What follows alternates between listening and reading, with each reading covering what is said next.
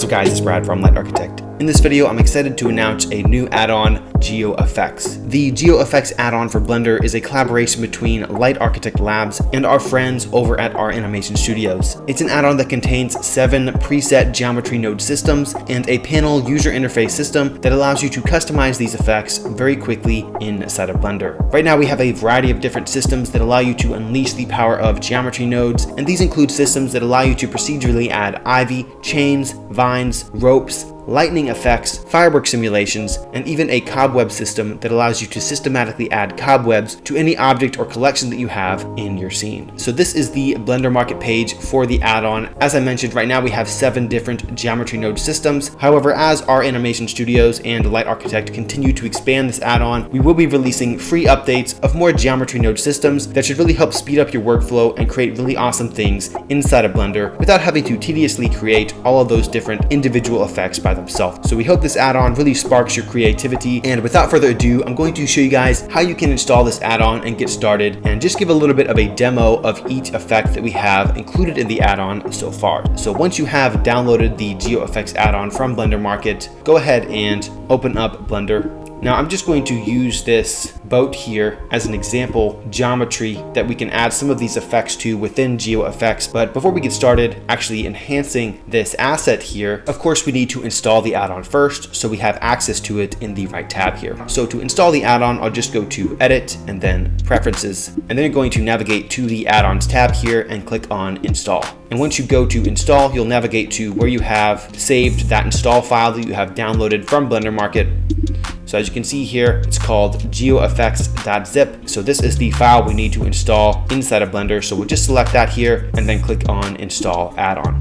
And it should pop up here, but if it doesn't, you can just search for it in the search bar here. So you can type in Geo and it should pop up here. And in order to enable it, you can click on GeoFX. And we can go ahead and close this window. And now as you can see here, if you go to the right tab, you'll have GeoFX in the right panel here, and you have all the different effects available to you. So let's go ahead and do a quick demo of some of these effects on a few objects in our 3D world here. So to start off, I'll add some cobwebs to this boat geometry here.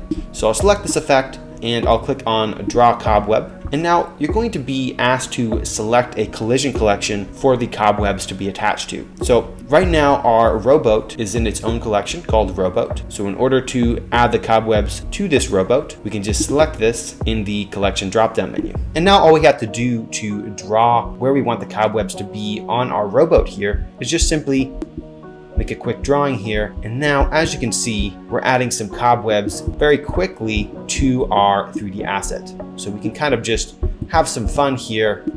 And I'm gonna be kind of quick and simple and draw some cobwebs onto our asset. It's not super thick right now, and we're viewing this in material preview mode, so it's not gonna be the best looking render right now. But once we render this out in either Cycles or Eevee, we should be able to get some pretty cool looking results. So I'll just do like a quick bunch of drawing here, add some more density to these cobwebs. And you can also, go in here and move some vertices around as well. And, get some different looking results. So have some fun with it here, draw some paths.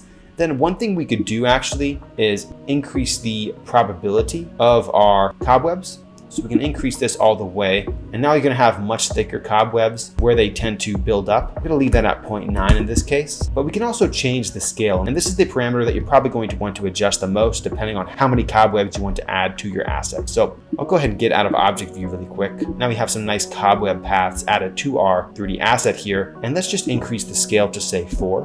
And now you can see those cobwebs are getting much denser. So we can try maybe 8. Double that up, and now you can see we're getting a very dense looking cobweb system. I might dial this back a little bit. We might try something like 6. So that's a nice little cobweb effect. And if we go into rendered view, this is our view in Eevee. You can change the color of your cobweb, maybe make it darker if you would like. I'm gonna keep it, fairly light. And then if we go into Cycles, it's gonna look really nice here. Now you can see we have a fairly nice looking cobweb system kind of scattered throughout the interior of our rowboat here. Now, obviously there should be some, on the edges here as well, but that's the beauty of geometry nodes is you can go back into edit mode and click on edit cobweb here. and, drag some of those paths around to tell the system where you'd like those cobwebs to show up. So this is our cobweb effect that we've added inside of GeoFX. Of course, as the add-on is updated, there may be some more parameters here that you can adjust in order to get a little bit more different result, but this is the general idea. So this is our cobwebs effect. Go ahead and select this guy, delete it. Now we'll add another effect to this boat. For the sake of this tutorial, I might just add some climbers to this boat here. So as you can see here, we have two different types of climbers to choose from. We have vine or ivy. Now vine includes a variety of different vine systems that you can choose from, but I'm actually going to start out with ivy because I think it might be a little bit nicer for the circumstance, and then we'll try vine on another example. So go ahead and click on draw ivy. And again, we want to select the collision collection, which will be our rowboat collection. So go ahead and select this, select rowboat. And now that we've selected our collision collection, we can do the same thing that we did with our cobwebs, and that is just draw where we want this ivy to show up. So I'll just kind of draw across our boat here, and it should kind of approximate where this ivy would show up. So now we can add some, growth on top of this boat here to add a more interesting look and add some nature to this element. So we can just draw, have some fun with it here. And once we get something that we eventually like, we can then start adjusting some of these settings. I want to show you guys one thing here. Go into object mode, and I'm just going to duplicate our boat here. Press Shift D, grab it over. We'll just kind of rotate it down like this. So now we have two boats, and they're both in that same rowboat collection. And now we'll select our ivy again, go into edit ivy, and I'll actually draw an ivy going from one boat to another. You can see now we have kind of an example of how we can create some hanging ivy in between two objects. Now what we can do, we'll go back into object mode here. With our ivy selected, we can change the ivy hanging parameter. So go ahead and increase this, maybe to 2. And now you can see that our ivy is actually kind of hanging in between our two boats. So we can increase this as much as we'd like, maybe 4. You can see that it kind of hangs down a bit. So this could be really good for, maybe you want to add these to like a temple, or just create some overgrown nature in some of your 3D scenes or live action shots. So we can obviously change some more of these parameters. You can change the scale of some of these items. We can maybe make these a bit bigger. Leaf-wise, you can add some of those bigger leaves here, and then, increase the density of some things, maybe make it 30. So it's a lot more dense nature. Then we can also change the maximum scale and minimum scale. So we might want to, add a little bit more variety here. So I'll do 0.5, maybe 2. Now there's a little bit more variety in the scale of our nature elements. Same thing over here. 0.5, maybe 3. We can also change some of these other parameters, spread angle, maybe increase that a bit to get it to go a little bit wider. We can increase the main branch leaves to say 300, give a little bit more. And you can see now we've added some overgrown ivy to this system here. Now obviously there's a lot more we can adjust to create a little bit of a different result, but this is the general concept here. Feel free to play around with it.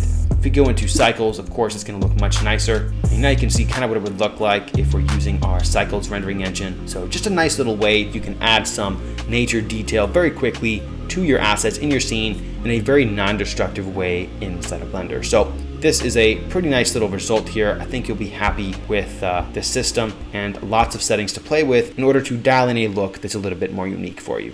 All right, so I'll go ahead and delete this ivy collection really quick. The other type of climber we have is our vine option. So I'll go ahead and select this, and we'll choose a vine that we want to add to our scene. So maybe I'll try vine number 2. And I'm actually going to add this to a different type of 3D object. Maybe I'll use one of these arch elements. I'll create a little mini scene for us to work with.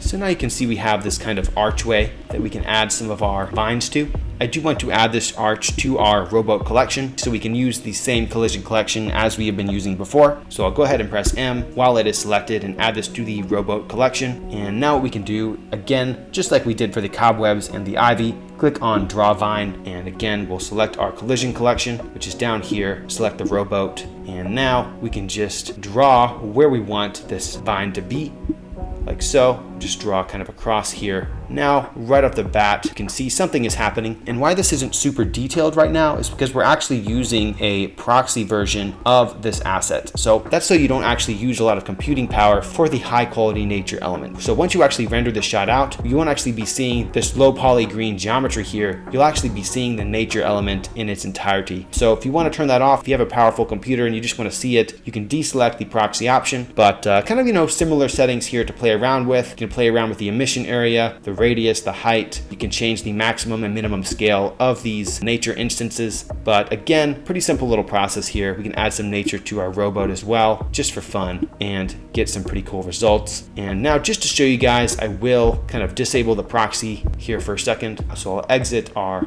drawing mode with our vines, and we'll go into rendered view really quick.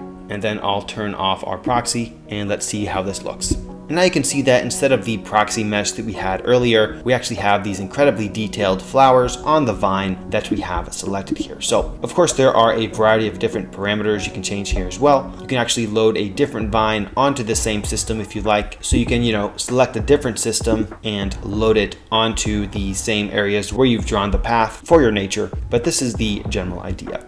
I'll go ahead and turn back on our proxy geometry here, and now we have something that's a lot faster to view in our viewport. So that is our vine system that we have included inside of GeoFX. I'll go ahead and select the system, delete it, and let's continue here. So we've shown you guys our two types of climbers and our cobwebs. The next two I want to show you guys are very similar, and that is our chain effect system as well as our rope system. So I'll go ahead and select the chain system. And now this one's really simple. You just click on draw chain, and you don't need to select a collection in this case. You can choose, up here, whether you want to draw where the cursor is in your scene or you want to draw on the surface of your geometry. I might just choose cursor. We can choose, this area where we want to draw our chain. And now I'll select this, and now we can actually just draw our chain where we want it to be in our scene.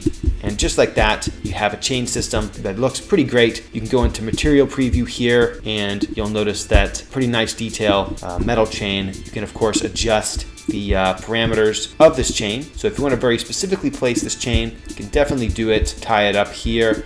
And then, you can actually, if you'd like, select some of these points and then just extrude it. So you can kind of create a chain throughout your entire scene here. Now, why the chain would be up here, I have no idea. But just kind of demoing the add-on here, showing what we can do with it. You can change kind of the shape of it. And you can also enable the hanging option here as well. So select this guy. All of a sudden you have hanging chains, which is a great way to add detail to a lot of different kind of 3D models. Of course, this is too much hanging here, so we can just dial this back to make it look a little bit more organic. Something like this perhaps. Now we have some hanging chains in our scene. We can of course change the scale of our chain links, which is quite nice. Obviously too big there, but can make them super small, a little bit bigger, play around with the different settings. And you can also see we have a few options for the materials here on this chain. You can change the color to whatever you want here. You can also increase the strength here to create a little bit more of a rough look on the chain. And then finally, you can see that we have a rusted checkbox. So go ahead and select this. Now we actually have a rusted chain in our scene. And right now we're just viewing in material preview. If we go to rendered, I'm sure it'll look even nicer here in cycles. You can see in cycles, it's looking really nice. You can get really up close renders, and it's a really nice detailed material that I think you're gonna have a lot of fun with, and adding that extra bit of detail to your 3D worlds. So that's our chain effect. Go ahead and exit this and delete our chain for now.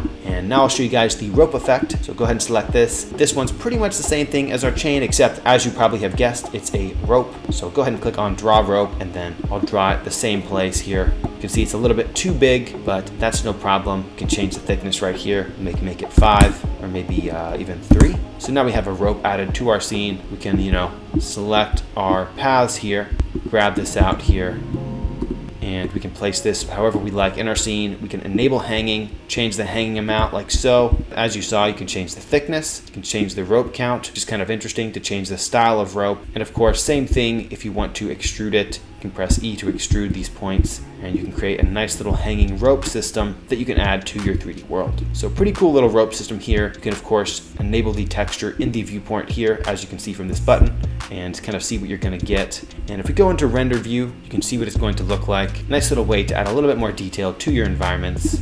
So I'll go ahead and get rid of our rope here.